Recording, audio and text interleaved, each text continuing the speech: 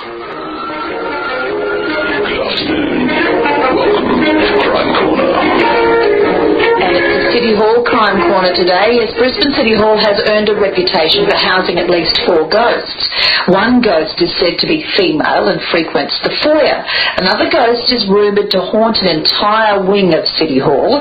Yet another is alleged to be that of a World War II American sailor stabbed to death in the Red Cross tea rooms. All of these legends are based and perpetuated on an element of truth.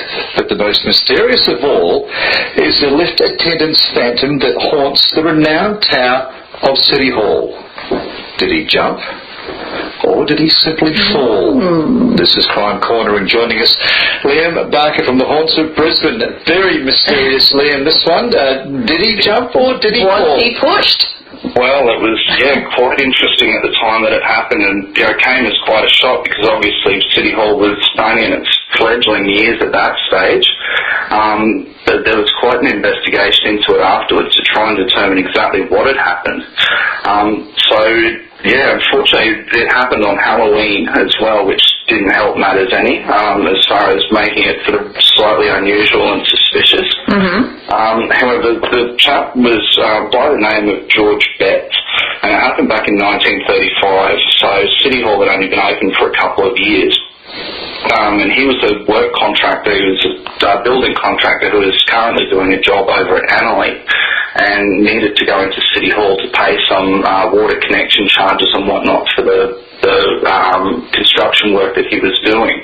And he'd left home that morning quite early and said goodbye to his wife and seemed to be in very high spirits as far as everything was concerned. There didn't seem to be any concerns that he had. Was quite happy when he went off to work. He worked right through until lunchtime and was still quite happy. Everybody on the work site didn't notice that there was any major change in his demeanour. And around lunchtime he got changed and told the other boys on the work site that he needed to go into town to pay some bills and take care of some business. So after that he went into City Hall to pay the charges that he told his wife he needed to.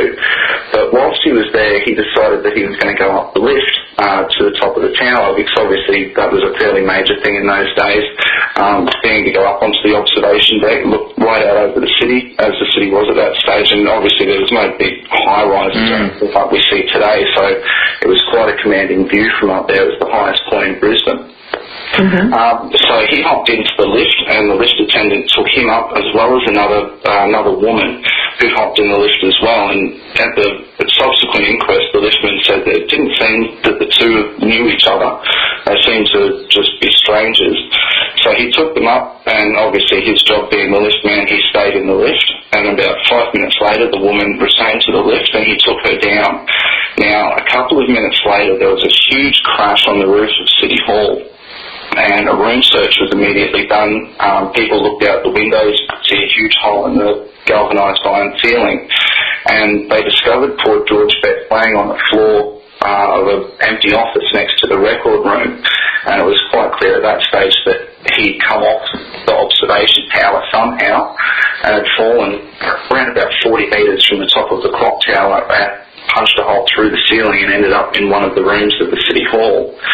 So obviously the police were called immediately to come and try and do an investigation. They found his bag still up on the observation tower next to the telescope, and an inquest was held shortly after to try and determine whether he'd actually fallen or whether he'd jumped. So they were very, very interesting. There was obviously the safety of the observation deck was immediately called into question as far as the railings and the barriers were concerned, as to whether it was possible for someone to fall or, sort of stumble and tumble over the railing. However, after the police had investigated, they decided that it was not at all possible, or nigh on impossible, for somebody to fall over the railing. You'd actually need to climb up and climb out over the top of the barriers to be able to come off the tower. So they pretty much put it down to not being suspicious and that he'd committed suicide. However, at that stage went completely against his demeanour on the day, so it was very, very unusual. What about the woman? Okay, well, that's subsequently 2 years later, which is very interesting, another woman, a woman climbed out over the barriers again. So, and this was obviously right at Christmas time as well, so 21st of December of 1937, so the whole streets of Brisbane alongside City Hall at that stage were packed with people all doing their last-minute Christmas shopping. And somebody noticed that there was a woman clinging to the side of the tower, and everyone stopped and stared, and she unfortunately did a swan dive off the tower. Now, she climbed out onto the sort of the railing, out over the railing onto the edge of the tower, and despite police who came to the scene immediately trying to talk her down, she jumped. And that actually brought about another major inquest as to the safety of the railings, and the railings and barriers were actually increased after that to ensure not so much public safety from concern of falling over crap, but to just ensure that nobody, took the opportunity to sort of end things by jumping off the tower again. Can I just ask the question back to the first, the woman that went up in the lift? Was seen. Yeah, and then came down. She was never a suspect. Was she questioned?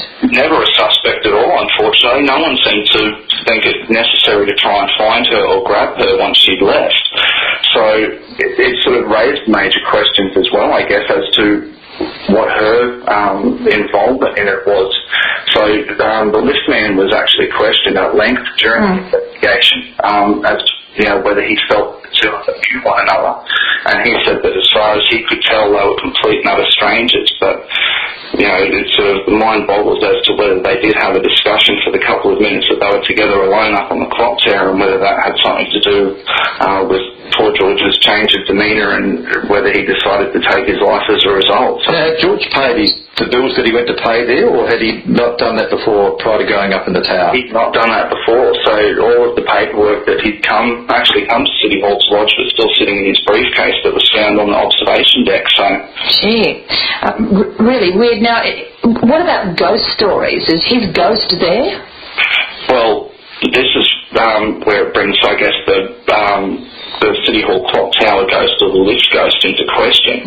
So for a number of years there have been people who have come forward and said that they've seen silhouettes in the lift riding the lift up and down, and that clearly there's something otherworldly up in that tower. And I guess when push comes to shove, as urban legends often do, people will generally try and fill in the blanks to try and explain why supernatural events are happening in certain places. Unfortunately, it was put down to the possibility that a liftman had been crushed or had fallen down the lift well at some stage of the City Hall's construction. However, there's no records of any liftman ever having fallen down the lift well or being crushed by the lift when it was being installed. So the only man who's ever died within the vicinity of that lift was poor old George Betts, who took his final ride up the lift and didn't come back down by the lift. So, gee, do you think the redevelopment of City Hall has got rid of the ghosts? Okay, it could very possibly do. We'll find out on Saturday. I know. Yes, certainly also. I mean, in some cases, people who say that they live in haunted buildings or work in haunted buildings say that things settle down after there's been renovations, whereas other people also say that after renovations it tends to stir things up, so it could go either way. Could be some more ghosts there. Yeah, very well. It could have uncovered more. So I think it's got a fairly fairly long history as far as people dying from tragic circumstances. Yeah. I know of at least 8 people who have passed away in City Hall. Really? Many years ago? So, yeah, since it was open right through until, fairly recently. So What's one of the more strange ones, circumstances?